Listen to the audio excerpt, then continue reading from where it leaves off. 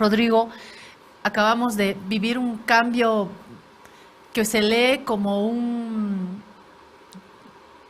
una derrota que quiere ser traducida en triunfo para el gobierno, triunfo para el Comité Pro Santa Cruz, para la gobernación, todos, y es no normal, pero es esperable que los políticos intenten traducir sus triunfos en triunfos y sus fracasos en triunfos. Pero al medio estamos nosotros y hay una serie de elementos que nos van a cambiar ahora los calendarios, por no hablar de los conflictos y de las facturas que hemos pagado. Entonces, mientras estamos viendo a los políticos de distintas fuerzas políticas intentar capitalizar esto que ha sucedido, estamos al medio, bueno, medios, ciudadanos y actores relevantes dentro de lo que es este mundo debajo del Ejecutivo, este mundo que tiene que ver con los municipios, con estos otros poderes en la región. ¿Cómo lee, Rodrigo, esto que ha sucedido? ¿Cuál es la mirada más serena que podemos dar a estos últimos acontecimientos? Gracias, Claudia, por la invitación. Es un placer, como siempre, estar en tu programa. Gracias, Rodrigo. Bueno, el primer elemento que es importante poner sobre la mesa tiene que ver con que lo que está sucediendo en Santa Cruz es un ataque sistemático a la población. Y hay una vulneración de todos los derechos fundamentales, económicos, políticos. ¿Y qué pasa cuando hay un ataque sistemático a la población y una vulneración de derechos y libertades? Si uno conceptualmente revisa qué significa eso, es un delito de lesa humanidad. ¿Cuáles son los derechos principales que hace más de un mes estamos violentando como país? Porque creo que todos tenemos que asumir la situación en la que está Santa Cruz, ¿no? El principal derecho que se vulnera es, por supuesto, el derecho al trabajo. Luego está el derecho a la libre circulación.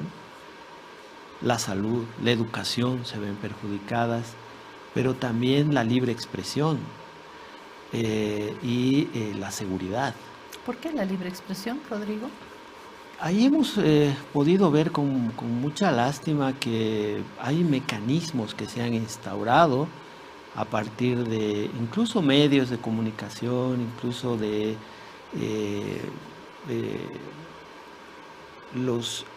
las redes y los ambientes, digamos, los microambientes, incluso familiares, que no permiten a las personas expresarse de manera diferente. Hemos podido ver que en Santa Cruz, si alguien se expresa de manera distinta, no significa que no haya apoyado algunas demandas del paro, pero si, por ejemplo, critica el que no puede trabajar, circular, eso es de alguna manera vulnerado por estos microambientes, redes y medios de comunicación.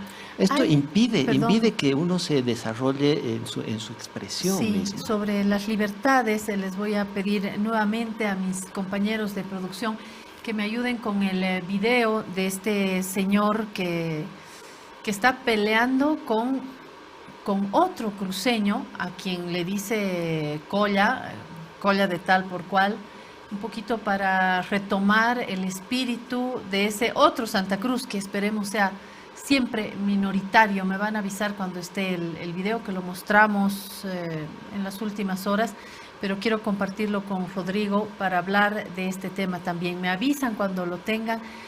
Rodrigo, tiene que ver con las tensiones también entre los propios cruceños que están de acuerdo con el paro, ¿no? Quiero compartir con usted, Rodrigo, este video, a ver.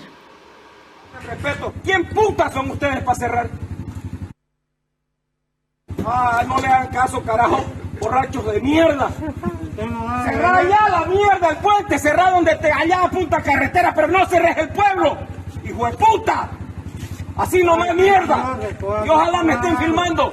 ¿Qué? Voy a recogerte a vos en cadáver, coña, hijo de puta. Andate a la mierda. Yo soy del oriente, carajo. Yo soy bien camba. ¿Qué camba? ¿Qué ni tu traza de llama, mierda? Me vas a decir camba a mí, carajo. Bueno, Rodrigo, vuelvo a pasar esto, primero porque creo que es el Santa Cruz que tiene que ser la excepción. Creo que estos actos de intolerancia, de racismo, de discriminación, de bronca, no es el Santa Cruz que nos encanta, no es el departamento de Santa Cruz que conocemos y del que estamos orgullosos en todo el país. Tiene que ver con minorías, pero minorías que pueden hacer un daño brutal, porque acá estamos ya no hablando de un cruceño contra un paceño que está en La Paz. Estamos hablando de dos cruceños que además ambos comparten esa misma idea de parar Santa Cruz, ¿no es cierto? Pero es interesante, revelador, cómo dentro del propio Santa Cruz hay un sentimiento de pertenencia que ni siquiera permite vivir en paz con otro cruceño, ¿no? Porque ese otro cruceño que también está bloqueando, le dice, yo soy camba. Y él le dice, ¿qué vas a hacer camba vos? Yo soy del oriente, traza de llama. Me parece que retrata eso que nos parte, Rodrigo. Tengo siempre la idea de que ese es nuestro mal, no las diferencias políticas, no las diferencias regionales. Tiene que ver sobre todo con no aceptar la igualdad ante ese otro que es diferente, que es racismo y que es discriminación. Lo quería compartir con Rodrigo. Bueno, yo creo que se ha utilizado el censo para transportar algunos elementos nocivos hacia la propia sociedad en Santa Cruz. ¿Cuáles son estos elementos? Primero, uno que tiene que ver con niveles de autoritarismo extremo, porque impedirle a alguien circular es autoritarismo, impedirle trabajar es autoritarismo, pero además el autoritarismo está basado en lo que en Santa Cruz algunos denominan como la autoridad moral.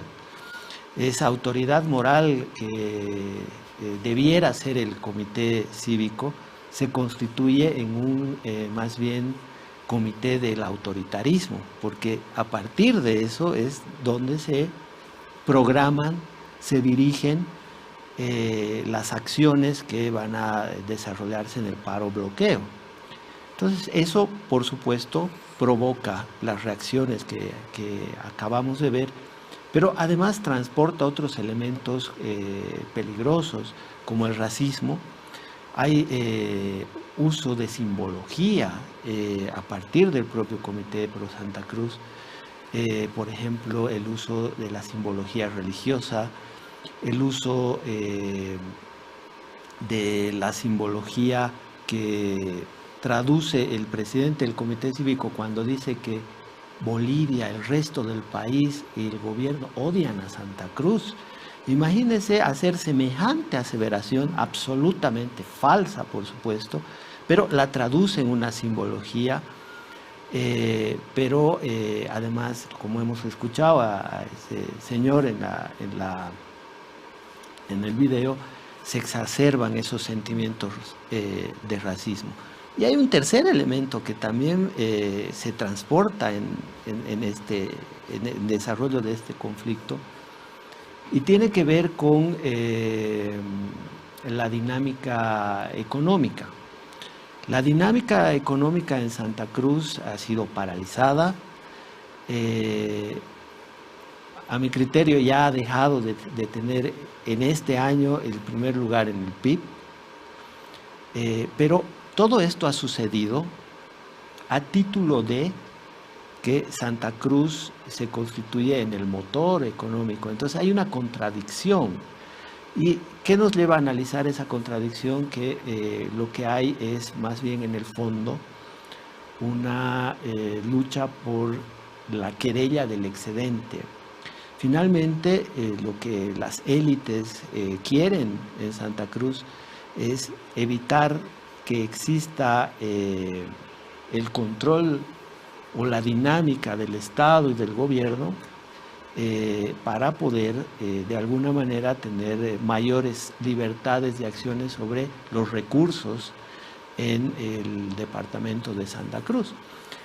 Y esto básicamente se constituye en un trazo, en un corte de liberalizar la economía, neoliberalismo. Entonces, si uno conjuga los tres elementos, autoritarismo, hipernacionalismo, porque son los elementos que hemos podido claramente ver, y la tendencia o la perspectiva de un modelo liberal, además asentado en estos símbolos, estamos encontrando los elementos que constituyen un proyecto fascista.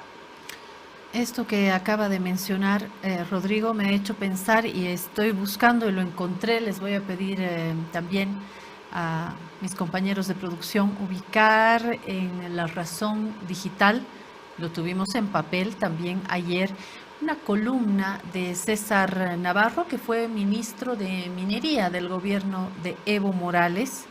Estuvo asilado en la Embajada de México casi un año y ayer ha publicado en La Razón una columna que titula Hijos del centralismo republicano. Esta columna la leí y aprendí. Realmente les recomiendo la lectura. Si usted no tiene su periódico papel, ingrese en La Razón Digital, va a encontrar la columna de César Navarro, donde para explicar el conflicto hoy en Santa Cruz, él va hasta el inicio de nuestra historia como país y cuenta los distintos ciclos que un poco sitúan a Santa Cruz. Santa Cruz ha vivido no solamente el auge de la economía hoy, sino ha vivido momentos de ser el patio trasero. Ahí está, Hijos del Centralismo Republicano. Recomiendo de verdad esta columna, porque no le va a convencer de nada en su posición. Simplemente nos hace un recorrido histórico muy valioso. Para mí ha sido de un buen aprendizaje. Creo que ese es el papel que tienen que tener también las columnas, y llega al punto de hoy de por qué Santa Cruz ocupa este espacio y por qué tiene esta fuerza política que N veces ha coqueteado con el divorcio. Y eso es algo que a la pareja le afecta, ¿no es cierto? Cuando uno vive una relación, me voy a divorciar de ti, me voy con mi mamá. No dice, ay caray, pero solucionaremos las cosas aquí adentro, ¿no? Y esa sensación a mí como paseña, veniana, camba, me da la sensación aquí en La Paz, cuando escucho a mis compatriotas que dicen, nos queremos ir porque no nos quieren, ¿no? Es como en una familia, ¿verdad? ¿Cómo que no te quiero? Resolveremos las cosas aquí, no me amenaces con que te vas a ir, ¿no? Eso se vive en las parejas, y yo creo que quienes no estamos por una separación de nadie, ni de Oruro, ni de La Paz, ni de Santa Cruz, hieren de pronto. Ayer en una entrevista yo escuchaba a la asambleísta de Santa Cruz, a la presidenta de la asamblea en Santa Cruz, hablar de este sentimiento, ¿no? A Paola Aguirre creo que es como el nombre, Paola Aguirre, y ella contaba cómo hay muchos sectores que no solamente quieren el federalismo, se quieren largar, y eso es terrible para un país. Necesitamos un diván para expresar estas nuestras diferencias. ¿Qué pasa dentro del propio Santa Cruz, Rodrigo, con los municipios? Porque ahí hay otro quiebre. Una cosa es ese Santa Cruz del primer anillo, segundo anillo, de Equipetrol, de la ciudad, de ese centro próspero. y otra cosa es ese otro Santa Cruz que está en las esquinas, que está en las afueras, que es más rural, que tiene más rostro indígena. ¿Qué pasa en los municipios, Rodrigo? Si me ayuda a describirlo. Bueno, hay una especie de contrasentido cuando en la práctica, en la realidad, se ven ese tipo de afirmaciones, porque generalmente el que se siente excluido o menospreciado es el que tiene menores condiciones, menor atención. Y a mi criterio no es el caso de Santa Cruz. Los últimos años, y bueno, en la historia también se ha podido ver, en la historia reciente, que a Santa Cruz se le han dado muchas condiciones para su desarrollo. Este elemento es importante porque las condiciones son las que permiten que se desarrolle con más fuerza el departamento de Santa Cruz, pero además que sea un crisol de toda la bolivianidad, ¿no? O sea, creo que se han exacerbado estos sentimientos nacionalistas, hipernacionalistas en este último tiempo, pero a partir de posverdades, a partir de falsos positivos, a partir de discursos que le están en realidad engañando y haciendo mucho daño a Santa Cruz, que a mi criterio Santa Cruz es económicamente plural, es socialmente diverso, existe todo el país en Santa Cruz y existe también la diversidad política y de pensamiento. Pero lo que se está planteando como argumentario es que Santa Cruz sería económicamente solamente con un criterio liberal, y eso no es verdad, que socialmente y políticamente solamente tendría un tipo de conducta y estructura, y eso tampoco es verdad. Y ahí viene la consulta sobre el tema de los municipios y la territorialidad. Esto se da, o este perfil que se intenta estructurar sobre la sociedad cruceña, se da con mucha más fuerza en Santa Cruz, ciudad, capital.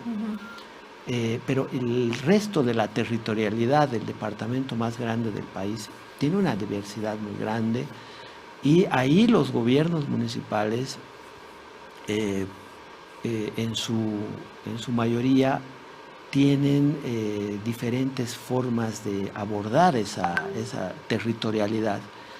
Hay muchos sentimientos también de que existe un centralismo dentro del propio Santa Cruz, por esto que comentaba, ¿no? Este ejercicio del autoritarismo a partir del supuesto poder o estructura moral, que a mi criterio ya traduce estos elementos de autoritarismo. Entonces, por eso es que se ha planteado este debate de separatismo, de federalismo, y eso lo que busca definitivamente es consolidar que en Santa Cruz no haya presencia del Estado central, o que sea mucho menor, a título de que por eso va a haber mayor desarrollo en Santa Cruz, cosa que yo como hipótesis considero falsa. Un segundo elemento, dentro de la territorialidad de Santa Cruz, los municipios y las regiones que hay en Santa Cruz, que tienen un nivel de autonomía constitucional igual al del gobierno departamental, puedan ser subsumidos, porque un esquema federal o un esquema, incluso como ha planteado Calvo, que tendría que ir por separatismo para confederación, amputaría, anularía la autonomía municipal en un nuevo escenario de reconfiguración territorial y de poder. Entonces, a nuestro criterio, se quiere anular el poder del nivel central, que a mi criterio ha generado muchas de las condiciones de Santa Cruz, y se quiere anular el poder o la relación territorial con los niveles subnacionales dentro de Santa Cruz. Evitar la emergencia, el surgimiento de, por ejemplo, autonomías regionales y subsumir a los gobiernos municipales, porque, bueno, esa es la dinámica que se ha visto, porque no comparten el mismo criterio político, pero además hay una pluralidad muy amplia en el espectro territorial de Santa Cruz, porque, bueno, hay mucha inmigración de otros departamentos y las dinámicas culturales son distintas. Entonces, a lo que mencionaba antes, se pretende anular el poder del nivel central en Santa Cruz, anular el poder de los gobiernos subnacionales y con eso finalmente consolidar esto que he llamado un totalitarismo a partir de una estructura que le denominan poder moral, pero que en realidad es totalitaria, hipernacionalista y tiende a un modelo liberal en el cual las élites empresariales pudieran generar mayores libertades y negocios a partir incluso del propio Estado.